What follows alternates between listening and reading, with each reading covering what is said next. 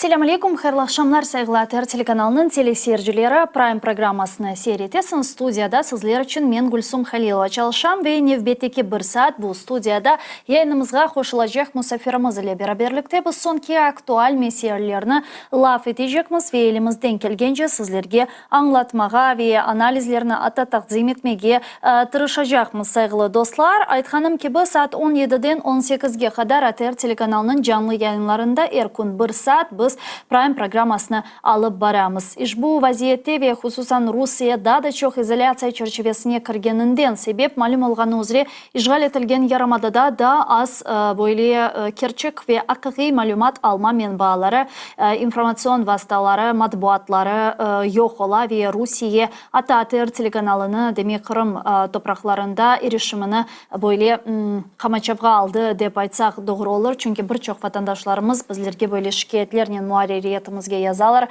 біздеріні корып оламайлар. Ама мұнда садеже тавсие етежегіміз бір ноқта бар, сайғылы достлар. Бұл VPN-ні құлланмақ ве біздеріні VPN бастасы иле сейір етмек ем бізім сайтымызда, ем YouTube сайпемізде, емде іште уйду имканларыныз олса, уйдуда да біздеріні сейір етмеге имканыныз ола жақтыр, сайғылы достлар. Ве о себептен лүтфен бізім янымызда олыңыз, бізге дестегіңізіні көстеріңіз, яда лайклар или, білмейм, yorumlar или бар олғаныңызны бізге ештіңіз, чүнки бұл біздер үшін чоқ мұйым ве япқан ве девам еткен фаалиетіміз үшін де чоқ мұйым, сайғылар қадашлар. Демек, бүгін яйнымыз черчевесінде біз чоқ мерақлы бойлы меселеріні музакире етежекміз ве қайд етмеліке бұл меселелер сырасында, сайғылы достлар, бұл елбетеке Украина селялы хуветлерінің Курск вилетіне япқан демек салдырысы артық аман-аман 3 афтадан берлі девам ете.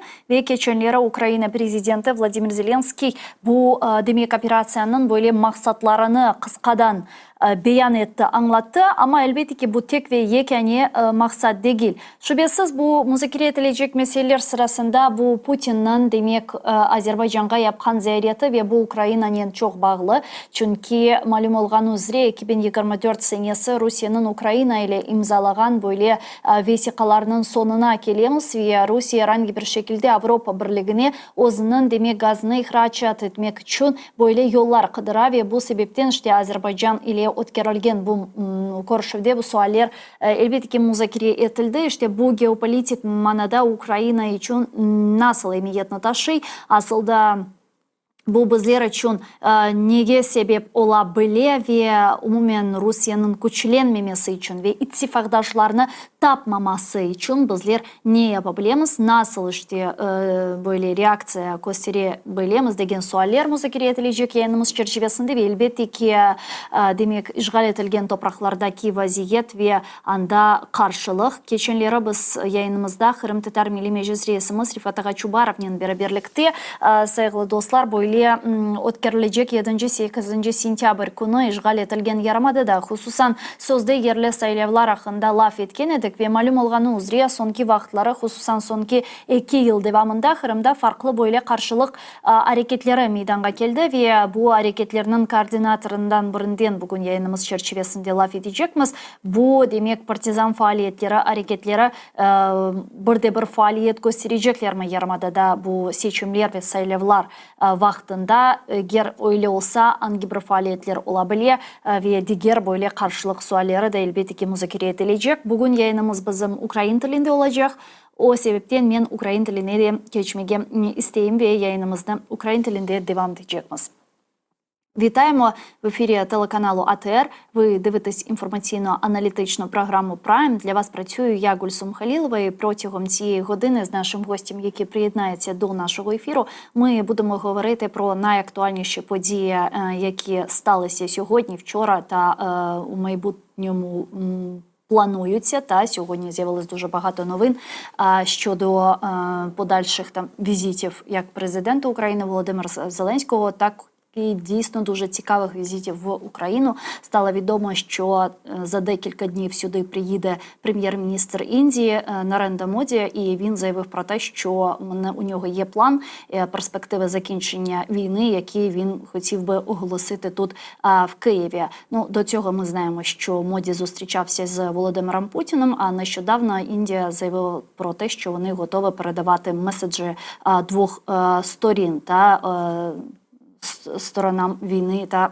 конфлікту. Ну, звичайно, будемо говорити про Курську операцію України, яка вже йде протягом 3 тижнів.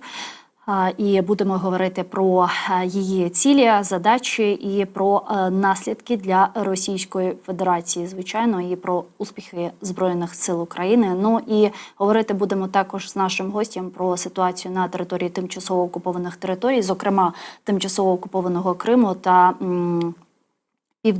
південних районів України, і про майбутні так звані муніципальні вибори окупаційної влади в Криму, які вони планують провести вже 7-8 вересня. Всі ці питання будемо обговорювати з паном Ярославом Божко, який зараз з нами на прямому зв'язку, голова Центру політичних студій «Доктрина», політичний консультант. Пане Ярославе, вітаю вас. Салям алейкум. Дякую, що приєдналися до нашого ефіру.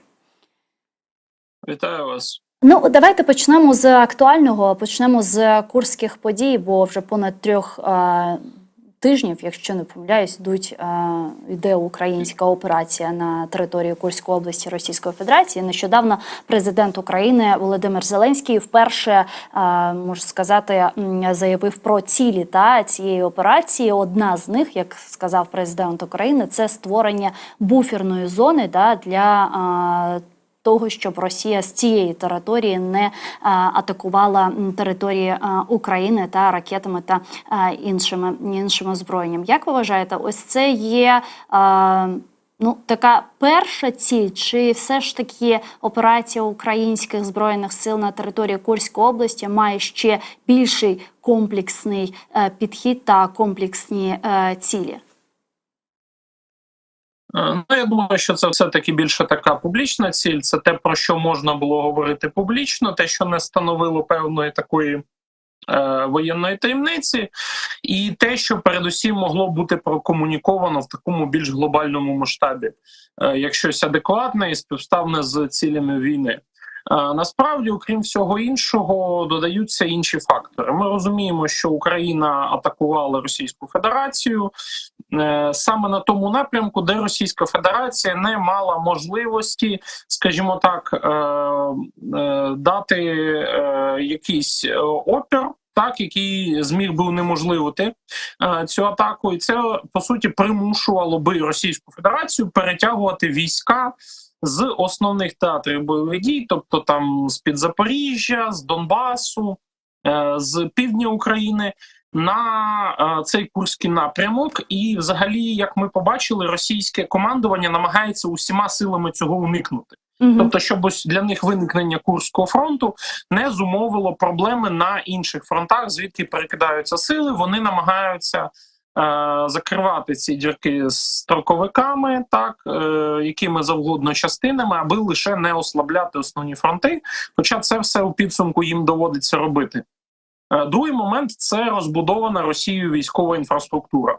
Принаймні з 2016 року розпочалася активна модернізація, оновлення та відновлення цілої мережі військових об'єктів, логістичних об'єктів, військових аеродромів навколо України. Тобто Росія на своїх територіях розбудувала або підняла і реставрувала ще радянські об'єкти, які потенційно мали би і сприяти в часі повномасштабного вторгнення, і надалі росіянам буде дуже важко чимось їх замінити. Велика кількість військових аеродромів, вони розташовуються ось у цій полосі від Брянська до, умовно кажучи, Білгорода і до Ростова-на-Дону у максимально наближених до України тепер уже територіях.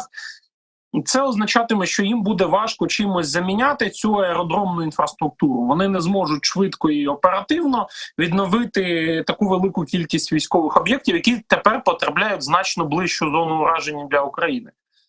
Третій момент – це, безумовно, полонені, тому що, очевидно, така велика кількість полонених, яка була взята на Курщині, це можливість для України ставити питання про обмін всіх на всіх, так, і повернути в тому числі велику кількість оборонців Маріуполя, яких Російська Федерація дуже не хотіла віддавати. Як ми знаємо, саме цих полонених віддавали в день по чайній ложці. Так. Дуже дрібно.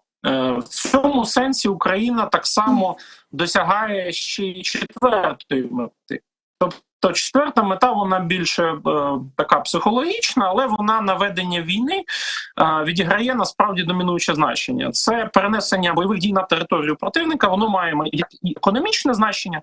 Ми розуміємо, що будь-що, що буде зруйновано в Росії, воно не веде, по суті, для України до якихось негативних наслідків. Так, на відміну від війни на нашій території, коли кожне руйнування – це, по суті, хай малий, але все-таки гарантований якийсь економічний збиток саме для нас. Так, і росіяни, ведучи війну, по суті, виключно на чужій території, вони створювали ситуацію, де ми будемо в такому суттєвому економічному мінусі навіть у разі нашої перемоги. Тому на це було потрібно чимось відповідати.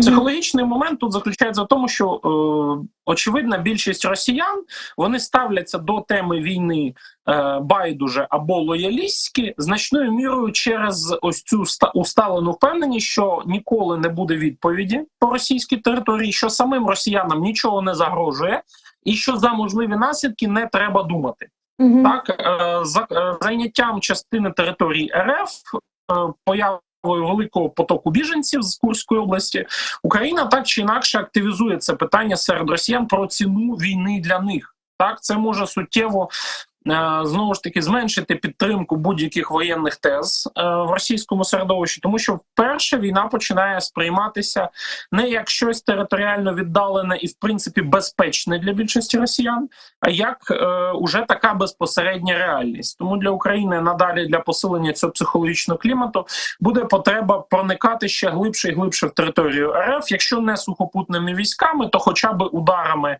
артилерії, ракет, далекобійною зброєю і дронами. А як вважаєте, чи має якусь важливість для Путіна Курської області ці російські військові, які були взяті в полон з сторони Збройних сил України? Бо так виглядає, що Росія якось не торопиться так свої підрозділи з Донбасу чи інших регіонів переводити в Курську область. Ну, звісно, технічно ці військові конкретні не мають ніякого великого значення для нього. Це все-таки, як правило, ненавчені підрозділи, строковики, якісь там те, що називається полки третього ряду, так, ті, кого не відправили на Донбас. Але важливість політичного моменту в тому, що влада Росії увесь цей час намагалася не роздмухувати якусь там патріотичну істерію, а робити навпаки, тобто знижувати градус уваги до ситуації, подавати це як така точкова якась там провокація, щось невелике, на що можна пересічному росіянину не звертати уваги. І ось фактор полонених, а про полонених, як ми бачимо, з'являється постійний контент. Так? Там десь з кимось взяли інтерв'ю, когось нового захопили в полон, десь там до них поїхав Лубінець, щось відзняв. Тобто це постійна тема, яка буде зудіти, і найголовніше, що це порушує насправді той соціальний договір, який існує в Росії в умовах війни, а він в тому числі базується на тому, що строковики не воюють, строковики не беруть участі в бойових діях. Це офіційна лінія держави. В загальному вони її додержуються, але за виключенням окупованих територій, там зрозуміло, що ніяких правил щодо людей, захоплених там росіянами на Донбасі, там забритих в ці ДНРівські, ЛНРівські корпуси, ніякі правила ці не дотримуються. Якщо Путін не поверне їх додому в короткі строки, то це породжує наступну психологічну проблему. Ставлення до строкової служби в армії буде значно гіршим, і в Росії дійсно почнеться масове бігання від повісток, так, від оновлення даних в військкоматах, уся ця загально зрозуміла історія. Тому що буде зрозуміло, що навіть строкову службу служити небезпечно, Є чітке враження, що держава не контролює ситуацію, що буде зі ставковиками потенційними, і ними можуть кинути, закривати дірки, як було, наприклад, з тими ставковиками з 80-ї мотострілецької дивізії, яких в результаті кинули оперативно під Курск для того, щоб хоч якось стабілізувати ситуацію.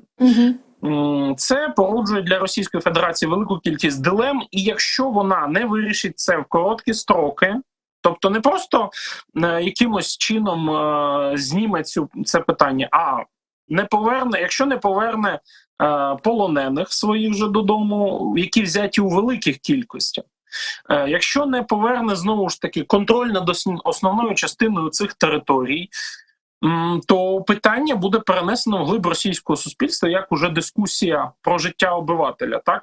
Чи безпечно залишатись тоді ще й в Брянській області, в Білгородській.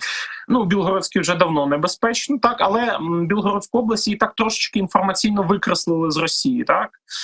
Про територіальну потрібність самої Курської області Росії, ну тут дуже умовне питання, тому що жодна територія в РФ, вона не становить якоїсь сакральної цінності, окрім хіба що Москви і Петербургу, так, і великих портів. Зрозуміло, там на Тихому океані, на Північному Льодовитому. Усе інше – це вже, так би мовити, предмет торгу. І тут немає такої зачіпки за конкретну землю, як сам фактор перенесення на громадянина РФ оцих повсякденних загроз, пов'язаних з війною.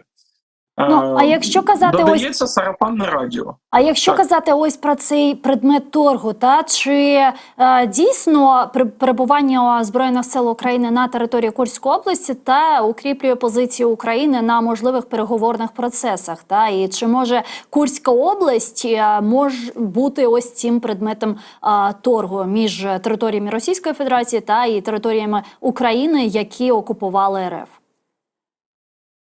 Безумовно, може, і особливістю ситуації є насправді те, що перед тим росіяни окупували частину Харківської області на північ від Харкова.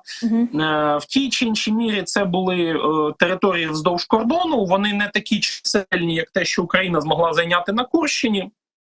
Але тут було зрозуміло, що загальна стратегія Росії така, що в підсумку, якщо будуть навіть колись якісь там переговори, гіпотетична переговорна ситуація, то їм чим більше вони захоплять, то відповідно тим далі вперед і більш вигідним для них буде загальна ситуація компромісу, навіть дуже уявного. Це частково може пояснити в тому числі і чому після захоплення Криму Російська Федерація в 2014 році організувала війну на Донбасі. Так?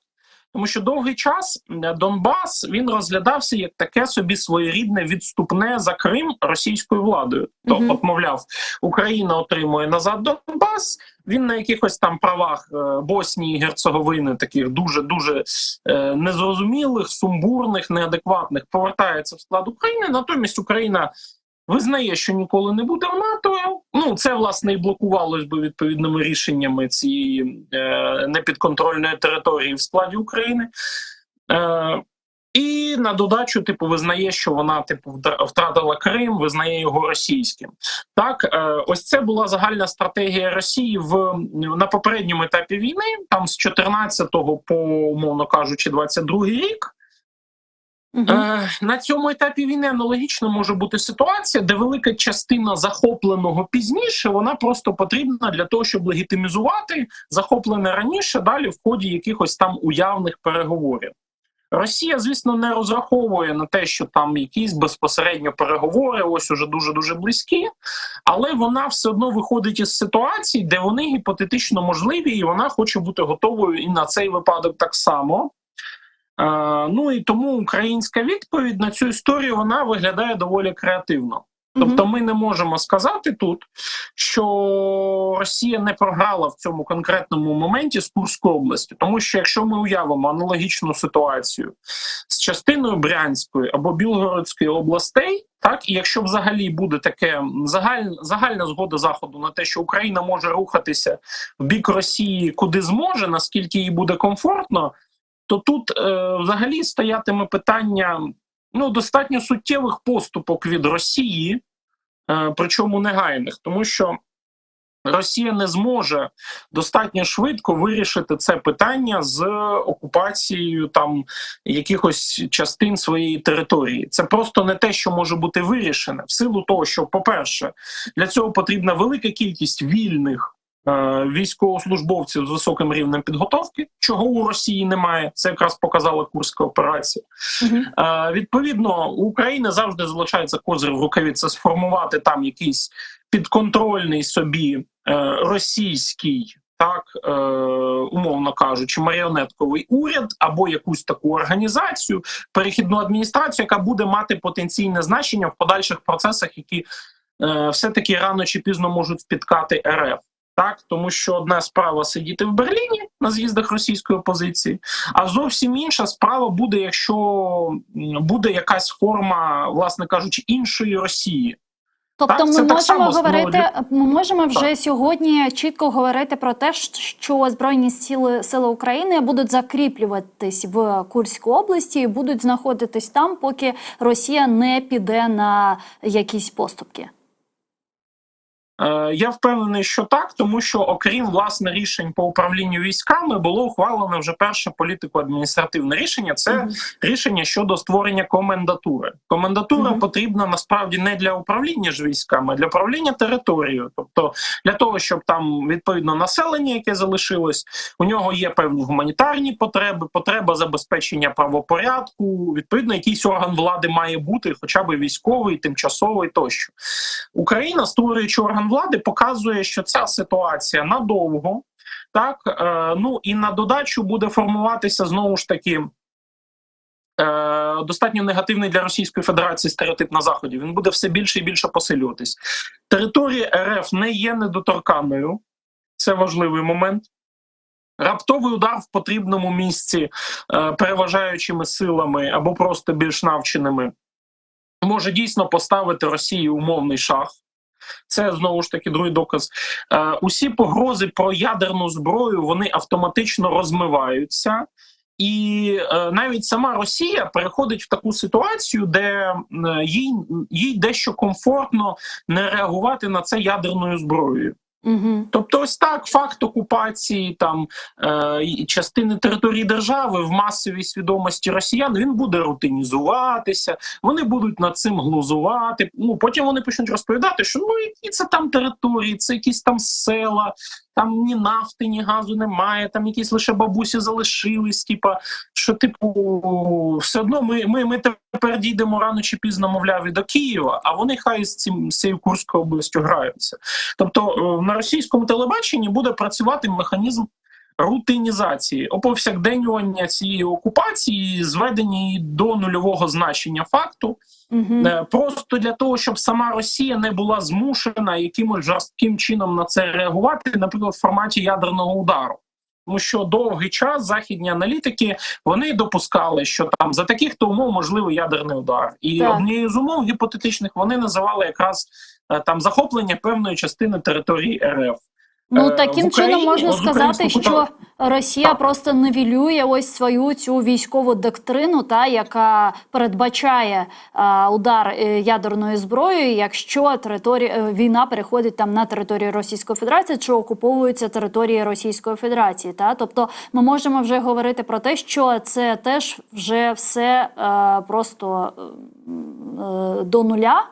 І немає ніякого значення. І все те, що вони казали про там ядерну зброю і так далі, і це просто, можна сказати, блеф. І ще є такий момент, який я хотіла вас запитати, а де ОДКБ? Ну, дуже смішно, але де ось ця жалюгідна подоба НАТО та російське? Де ОДКБ, де партнери Російської Федерації, які передбачають комплексну безпеку та колективну безпеку і захист Російської Федерації? Ну, історія, по-перше, з ОДКБ всім уже була загально зрозуміла, що це орган такий помираючий лебідь. Так, бо Ну, Казахстан ще там залишається, але забезпечувати безпеку Казахстану все-таки він завжди не блоковими категоріями міркував. І вже на Китай починає опиратися значно більше, ніж на Російську Федерацію, очевидно, причому досить давно, вже більше, ніж десятиліття. Вірменія планує виходити з ОДКБ, це, очевидно, змінювати свій геополітичний курс, дедалі більше на прозахідний. Білорусь в цій ситуації знаходиться в складній дилемі. Тобто, з одного боку, Лукашенко боїться за безпеку свого режиму. Якщо ми уявимо, що Лукашенко віддасть Путіну там 3-4 боєздатні бригади, от уявимо собі, для ведення будь-яких дій, там навіть банально сторожової зони якоїсь на Брянщині або Курщині, для патрулювання, ще чогось, створення там якихось військ другого ешелону, то у України залишається абсолютно ймовірним для реалізації сценарію, в ході якого, наприклад, білоруські підрозділи, які воюють на боці України, входять на територію Білорусі. І там Білорусі буде ще важче це зупинити, ніж потенційну атаку України на Курськ було зупинити Росії. Тобто Білорусь матиме ще значно менші ресурси, і окрім всього іншого, все-таки не обстріляну армію, яка ніколи не вела бойових дій, окрім всього іншого, з дуже низьким рівнем морального духу. Так, ми розуміємо, що в російській армії бойовий дух він частково підтримується цими матеріальними виплатами шаленими, частково час від часу погрозами і розстрілами. В білоруській армії, зазначу, для білоруської армії це все ще мирний час. Білоруська армія зараз радше подібна до того, чим була армія України за часів Януковича. Тобто це був достатньо сумнівний просто перелік військових частин різного рівня готовності. Частина з них вже були давно розвалені, якась там дуже невелика, от Лукашенко дуже любить війська ВДВ, от війська ВДВ, вони ще якось там підтримуються на плаву, і саме вони, до речі, останні там рік чи півтора стоять на кордоні Білорусі і України. Якщо ці війська забрати, ну, велике питання, що буде з самою тоді Білоруссю. Лукашенко просто відкриває ворота в свій палац, можна сказати. І територіально, ми розуміємо, Мінськ значно ближчий, територіальна близькість країн НАТО, відсутність у Росії додаткових військ, щоб якось оперативно допомогти. Тому питання про ОДКБ взагалі злітає зі столу. Так. Воно не дуже то і так було зрозуміло. Всім було зрозуміло, що ОДКБ – це не історія, де інші воюватимуть за Росію. Це історія, де Росія буде намагатися грати в якусь от саме альтернативу НАТО. Цей орган завжди був суто вторинним. Зараз, до речі, ми від Лукашенка в контексті курських подій про ОДКБ не почули взагалі. Так. Ми почули про союзне государство, і він навіть сказав таку річ, що ну, якщо буде загроза союзній державі, то тоді ми, мовляв, з логіки Лукашенка, вочевидь, мабуть, виходить теорія, що союзна держава розповсюджується лише на терени Білорусі. Тобто, що Курськ ніколи не входив в союзну державу Білорусі і Росії, і інші території Росії так само. Це абсолютно химерна вербальна формула. А як ви в цілому оцінюєте його заяви з перших днів атаки Збройних сил України на Курську область? Він, мабуть, був перший, хто сказав, що Збройні сили України зайшли на 30-35 кілометрів вглуб Російської Федерації. І це було дуже шоком для самої Росії і для самих росіян, які це почули. Потім він там дуже багато чого казав, а все ж таки потім там танки на кордони з Україною та захист білоруських кордонів і так далі. Ось як ви в цілому оцінюєте його дії, позиції та слова? Лукашенко – це такий своєрідний локальний Орбан. Тільки цей Орбан знаходиться за залізним занавісом, а Лукашенко – це якби внутрішній Орбан. Це, умовно кажучи, людина, яка виступає в ролі для Росії певного такого медіатора. Типу, дивіться, Лукашенко там посередник у перемовинах з повсталими вагнерівцями. Так, Лукашенко, коли треба, то там підмахує Росії, а коли Росія не хоче втрачати обличчя, то Лукашенко раптом робить якісь дивні дії. Так, починає казати, ну ні, давайте я домовлюсь з Росією.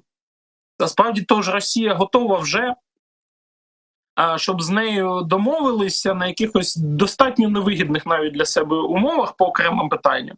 Просто Лукашенко – це людина, яка показує, що типу це все робиться з його авторитету і доброти, а не тому, що в Росії стратегічно погана ситуація. І Лукашенко в цій ситуації так само вирішив, ну, очевидно, від росіян в тісній координації з ними, він став певним таким медіатором ситуації для російського глядача. Так, тобто Лукашенко один з небагатьох взагалі політиків неросійських, яких в Росії висвітлюють позитивно. Вони ж не позвонять Сі Цзіньпіну і не попросять його прокомунікувати, наприклад, питання по Курську, так? Бо це для них буде дуже сильно too much. А ось конкретно Лукашенко, так, от ми розуміємо, що російська влада самоусунулась, почуття невідомості, ніхто не знає, що відбувається. Є погані новини, які ніхто не може озвучити, тому що за них ні лідер ФСБ не візьметься, ні армія, ні, очевидно, президенту не можна таке коментувати, що українська армія вклинулась на 30 кілометрів вглиб території РФ. І ось тут є Лукашенко, якому все одно, що про нього подумають росіяни, він виходить з цією тезою. Ну так, ситуація погана, але ж поганому гінцю не відрубиш голову, він же в Мінську сидить, він же типу не російський політик. І це така дещо каталізація негативу. А щодо, до речі, ядерної доктрини, російська, до речі, ядерна доктрина так само прописана доволі таки, знаєте, завбачливо. То вони відчували, що буде момент, де їм буде страшно застосовувати ядерну зброю. І тому вони прописали, що ядерна зброя, згідно чинній доктрині РФ ядерній, застосовується або у випадку ядерної атаки на РФ, або ж у вигляді прямої загрози існуванню держави. Тобто ось цю волинку прямої загрози існуванню держави можна розтягувати до неймовірних кілометрів, і казати, що ворог уже стоїть під Москвою, так, але це ще не пряма загроза існування держави. Так? Тобто ми розуміємо, що де-факто ядерна доктрина Російської Федерації, вона була завчасно виписана таким чином, щоб там приховати можливості для Росії і бути агресивною, коли вона відчуває собі на це право, і бути максимально такою поміркованою, нерішучою. Тобто вступ іноземних військ на територію Російської Федерації не є підставою для застосування ядерної зброї. І коли писалася доктрина, вони це розуміли, що в теорії таке може статися. Так. І щоб не потрапити в ситуацію, де вони будуть це зобов'язані робити, вони виписали ось цю туманну таку формулу. Тобто навіть якщо НАТО вступить на територію РФ, то це ще не факт, що вони будуть використовувати ядерну зброю? Безумовно, так. Бо вони ж, бачите, вже на своїх пропагандистських ЗМІ кажуть про те, що це ж не Україна воює з Російською Федерацією, а війська НАТО в Україні воюють проти Російської Федерації і так далі. І вони вже почали це все казати. Ну і про перемовини ще хотіла з вами поговорити, пане Ярославе, бо думки розійшлись. Дехто каже про те, що ні, Курська операція України навпаки посилить позиції України на можливих перемовинних процесах, а інші кажуть, що вже не може бути ніяких перемовин, мова про перемовини не йде, там постійний представник Російської Федерації Організації Об'єднаних Націй сказав про те, що ось там всі жести доброї волі Російської Федерації, вони вичерпані, і ми там вже не розглядаємо будь-які там переговори з українським режимом, як вони люблять це казати, і так далі. І багато там ЗМІ теж пишуть про те, що все, глухий кут, перемовин не буде і так далі. Ось як вам виглядає це питання, чи дійсно зараз перемовин зовсім не може бути, чи навпаки це укріпляють позицію України на можливих перемовинах, і вони все ж таки будуть, і Путін буде вимушений піти на ці можливі перемовини?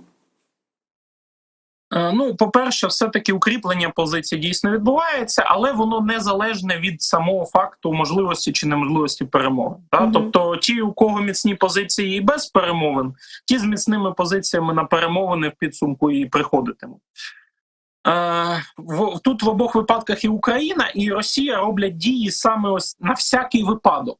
Так? Тобто на всякий випадок усі намагаються щось робити сильніше. Так? Тобто відхопити якісь шматки, завдати противнику максимального ураження. Навіть якщо не буде перемовин, це все одно позитивно впливатиме на хід ведення війни. Щодо можливості перемовин, Росія не зможе ніколи від них відмовитись. Це так само важливий момент, тому що стратегічна мета Росії у війні не була досягнута з самого початку. Тобто швидка, практично безболісна для російської армії окупація, практично відсутня якась там відсутні втрати і шок для Заходу. Ось це були три задачі, які вони ставили: перетворення України не на окуповану навіть територію, а на державу, яка під російським дулом перетвориться на маріонетку, на таку от маньчжоу-го, певну. Цього не було. Цього не сталося. Після цього Росія була змушена так чи інакше шукати для себе методи, як вигребти наслідки, так? Як не потрапити під все глибші санкції, як не втратити значну частину ринків зовнішніх, звідки їх почали витискати. Ну і ми розуміємо, що кожен день війни для Росії – це мільярди рублів. Україна, звісно, втрачає багато, але отут історія така, що Росія не розглядає Україну як щось суб'єктне. Тобто, на їх думку, Україна – це просто камікадзе, який готовий бути вбитим заради того, щоб Росії стало значно гірше. І тут уже Росія починає якимось чином навіть час від часу відсмикуватись. Так, з одного боку, і не комільфо здаватися, бо одна слабка позиція Росії, вона, на їх думку, потягне за собою одразу те, що їх почнуть давити і після таких програшних ходів. Так, тобто, от якщо Росія буде змушена відступити, то вони думають, що тут всі зрозуміють, що Росія в принципі є доволі слабка, і що її можна бити в темряві куди завгодно, типу, і вона не зможе нічим відповісти, і для цього навіть не будуть потрібні якісь там бойові дії, цього можна буде досягти просто засобами політичного, економічного та іншого тиску. Якщо, знову ж таки, Російська Федерація виходить все-таки з тієї позиції, що вона не матиме достатньої кількості необхідної техніки і ресурсів найближчі десятиліття на ведення війни, а це якраз дуже можливо. Тобто там зниження темпів росту ВПК уже давно спостерігається, зниження обсягів готовності, власне кажучи, контрактників потенційно за це воювати, тому вони змушені піднімати виплати і вигадувати якісь нові методи вербування військових. Так, от, наприклад, віднедавна тепер, якщо співробітник поліції російської затримає когось і переконає цю людину підписати контракт з російською армією, то не тільки контрактник отримає якусь там суму близько 1 мільйона рублів, а й співробітник поліції, який провів цю бесіду, 10 тисяч рублів отримає бонусом одномоментно.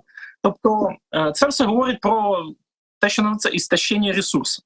І тут, що би ми не робили з Росією, навіть якби у нас була ядерна бомба, і ми її скинули на Росію, то все одно в такому поганому загальному становищі існує потреба для неї переговорів. Тому що Російська Федерація вона вимушена на це йти. Це переговори відбуваються не з обопільної любові і довіри, а радше з істощення ресурсів, тобто з відсутності матеріальної бази для успішного ведення війни. Ну і ми собі можемо уявити, ну добре, Росія вестиме війну нехай там ще 3-4 роки. Нехай вона ще відхопить там 3-4 міста, там якихось масштабів райцентру. Так, для України це втрата, кожна територія це втрата. Але навряд чи Росія розглядає великим здобутком якесь місто типу Бахмут, якщо в обмін на кілька таких міст вона була просто змушена втратити велику частину своєї економіки, найбоєздатніших частин армії і велику кількість дефіцитної, в тому числі військової техніки.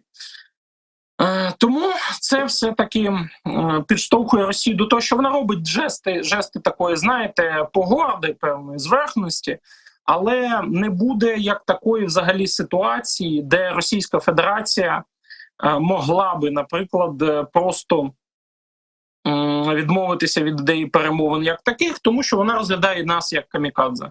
Вона розуміє, що перемовини потрібні не для нас, а для них самих. Оце для них все-таки має значення.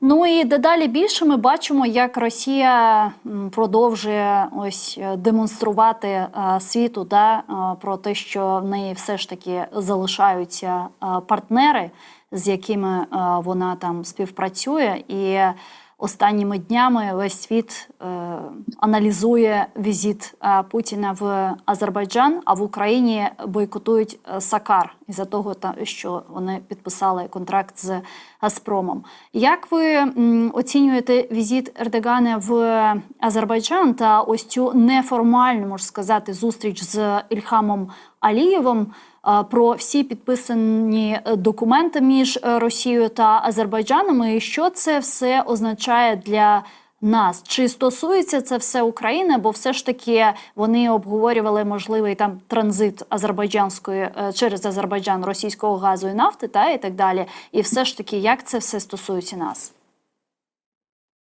Найбільш відкрите питання те, чому Туреччина і Азербайджан в даному випадку вирішили скористатися російськими послугами і зробити певні жести. Так, зокрема, заявка Азербайджану в БРІКС – це доволі відвертий жест, і за нього чимось мала Росія розплачуватись. Ми тут розуміємо.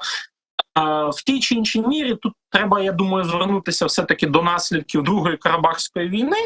Так, коли Азербайджан і Туреччина досі не мають прямого суходільного кордону між собою суцільного, це так чи інакше веде до ситуації, що вони залишаються геополітично, практично близькими до неможливості, вони не мають єдиного кордону, і це унеможливлює будівництво будь-яких взаємних інфраструктурних проєктів. Так? Одним із таких проєктів може вважатися відповідна енергетична магістраль з Туреччини на Каспій. Так, але так чи інакше ми підходимо до ситуації, де вона все одно буде пролягати через територію Вірменії.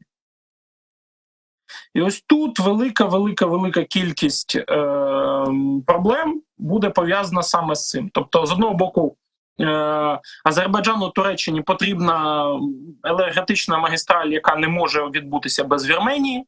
З іншого боку, Вірменія на це не погоджується, і взагалі я не думаю, що має якусь дуже глибоку довіру до Азербайджану. Це ви про Зангезурський коридор, так? Так, Зангезурський коридор. І з третього боку існує ще Росія, яка нібито має якийсь ще вплив на Вірменію, але цей вплив міліє, тому що Вірменія починає намагатися зблизитися із Заходом. І тут ситуація, в якій зацікавлені в зміні регіонального статус-кво як, власне кажучи, Туреччина і Азербайджан, так і Вірменія, яка змінює свій зовнішньополітичний курс, так і одночасно Росія, яка хоче зберегти вплив хоча б на Вірменію і посилювати його паралельно ще в Грузії. Там плюс ще є Іран, пане Ярославе, який проти теж цього Зангезурського коридору, ми знаємо відносини Ірану з Російською Федерацією. І Іран, безумовно, один із основних регіональних суперників Туреччини і союзників при цьому Вірменії. Тобто Іран з Вірменією мають дуже дружні відносини. Попри це, нинішня Вірменія все ближче до країн Євросоюзу, зокрема таких як Франція.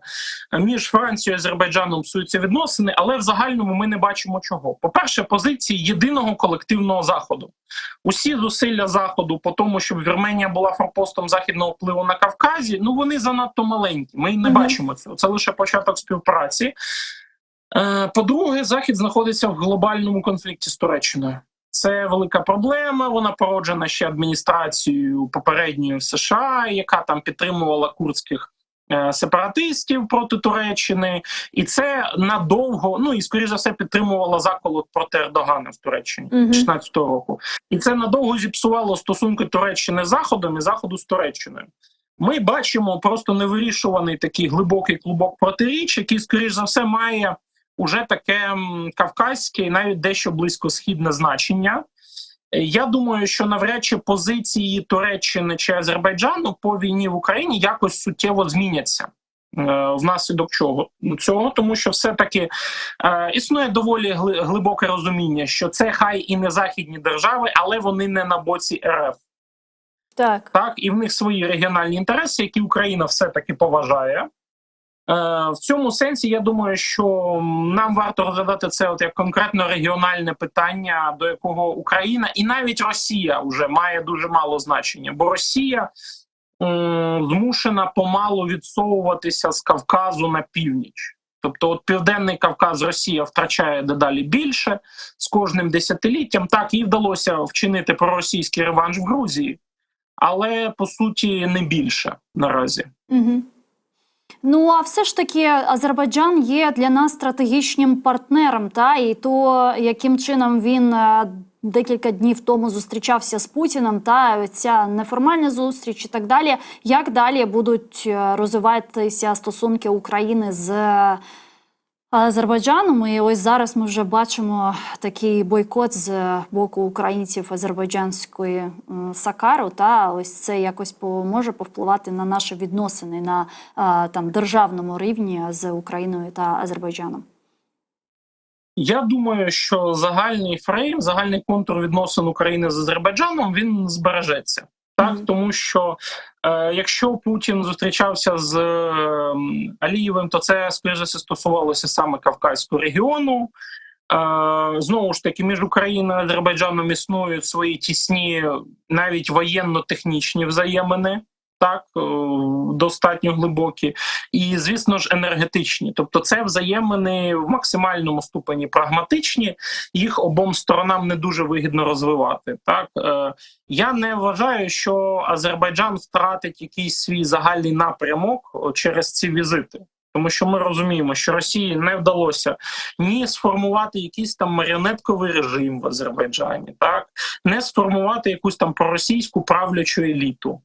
Хоча, безумовно, при цьому Туреччина і Азербайджан – це не прозахідні держави, не прозахідні. І вони знаходяться в певному дипломатичному конфлікті із великою кількістю західних країн, що робить їхню позицію по нам дещо відмінною від позиції Заходу. Тому що вони не можуть просто разом з Заходом наразі бути солідарними, просто через збереження своїх інтересів. Я думаю, що тут історія абсолютно про розмежування інтересів між Україною і Азербайджаном.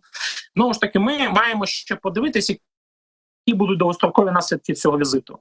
Найбільш ймовірно, якщо наслідків для України як таких не буде, то це і буде формувати контур, в якому, в принципі, прагматичні взаємини з Азербайджаном збережуться. Ну і ще дуже таке важливе і цікаве питання, яке я хотіла з вами обговорити. Ось ми знаємо, що зараз Азербайджан вже офіційно подав заявку на вступ у БРІКС, та, і країни вже БРІКСу, там Індія, Китай та інші, ну інші не стільки як Індія та Китай, але формують дуже важливі геополітичні процеси. Та, і хотіла б поговорити про Індію, зокрема, бо сьогодні прем'єр-міністр Індії Нарендра Моді закликав до відновлення миру перед візитом до України та анонсував, що поділиться перспективами закінчення війни з Росією. Цитую: «Я з нетерпінням чекаю на можливість поділитися перспективами мирного врегулювання конфлікту в Україні. Як другий партнер ми сподіваємося на якнайшвидше відновлення миру і стабільності в регіоні». Кінець цитати. Моді, як відомо, вилетів до Польщі в середу і відвідає Київ у п'ятницю, що стане першим візитом індійського прем'єр-міністра до України з часу встановлення дипломатичних відносин понад 3 десятиліття тому. Чого нам очікувати від цього візиту? І дійсно це перший візит за 30 років в Україну. А що він за собою несе? І що таке перспективи миру? В загальному ми можемо сказати, що Моді тут виконує частково ту роль, яку раніше виконував канцлер Австрії. Так, коли спочатку літав до Путіна, а потім літав до Зеленського і передавав, умовно кажучи, думки одного іншому щодо меж можливих компромісів. І ми тут розуміємо, що, очевидно, це прохання могло надійти до Моді з Москви. Україна насправді не має прям якихось дуже-дуже глибоких і розвинених стосунків з Індією. На жаль, я маю сказати. Наприклад, навіть з Китаєм у нас вони завжди були значно більш розвинені. І точно значно більш розвинені були з іншим сусідом Індії, доволі недружньою до Індії країною, Пакистаном, з яким у України багаторічне, тісне військово-технічне і дипломатичне співробітництво. В цьому сенсі важко розгледіти якісь прагматичні контексти за візитом Моді. Так? Україна і Індія не мають прямо якогось колосального товарообігу і наразі не бачимо якихось планів щодо того, щоб він суттєво якось зростав. Немає якихось спільних коридорів, там, знаєте, інфраструктурних, які можна було б разом з Індією розвивати. В цьому сенсі я думаю, що це буде спроба з одного боку встановити більш глибокий рівень відносин, якого не було ці 3 десятиліття. Так, це, можна сказати, установчий візит лідера Індії до України. Можливо, нам вдасться розвивати більш глибоку історію про гуманітарні, технічні аспекти взаємодії, знову ж таки, економіку, торгівлю. Але наразі от саме по части політики, дипломатії і оборони з Індією стоїть такий певний прочерк. Крім всього іншого, Індія має доволі вигідні контракти для себе з Російською Федерацією, просто скуповуючи за дуже заниженими цінами російські енергоносії для своєї промисловості, яка постійно в Індії зростає. У цьому сенсі ми розуміємо, що Індія дуже перспективна держава світу. Вона росте демографічно, в ній немає такого демографічного провалля, яке вже насувається на Китай через вимушену політику контролю за народжуваністю, контролю там щодо однієї дитини. Це держава, по суті, яка може на себе перебрати ті дешеві виробничі потужності, які будуть іти поступово з Китаю по мірі збільшення там заробітної плати. Так, тому що ми знаємо, що якщо там вирівнюється демографічна піраміда, стає не так багато людей, і, в принципі, збільшується рівень складності виробництва, то вже і не потрібно так багато робітників Китаю. І ось ці найпростіші ланки виробництва, вони будуть все більше і більше тікати в Індію, Бангладеш і такі подібні країни з дуже дешевою робочою силою. Для України наразі немає якоїсь взагалі зрозумілої теми і причини конкретно цього візиту Моді, окрім, власне, цієї пропозиції, яку може нам передав там Путін. Так? І відкрите питання, зрозуміло, що ніхто нам її не озвучить, відкрите питання, що буде озвучувати після візиту Моді президент України. І тут важливо, що насправді лідеру Індії немає дуже великої різниці, чи прийме Україна цю пропозицію. Він просто виконує, можливо, таке дуже улесливе побажання від Російської Федерації, типу, а можете? Ну, такий, можу. В принципі, можу. І не більше. Тут немає якоїсь підстави говорити про те, що це зсуваються тектонічні плити. Так? Набагато глибше була би ситуація, наприклад, якби лідер Китаю відвідав спершу Росію, а потім Україну, або і одночасно з ним ще президент Сполучених Штатів. Тоді, безумовно, так.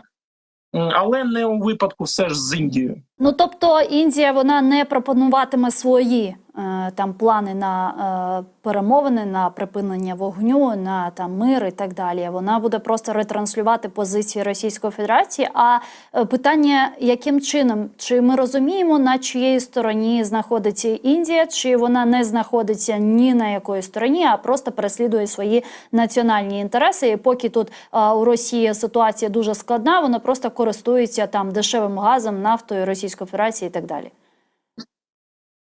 Індія – це той складний випадок, коли держава дійсно має право на достатньо розвинені і автономні від усіх свої національні інтереси, бо має шалену потужність.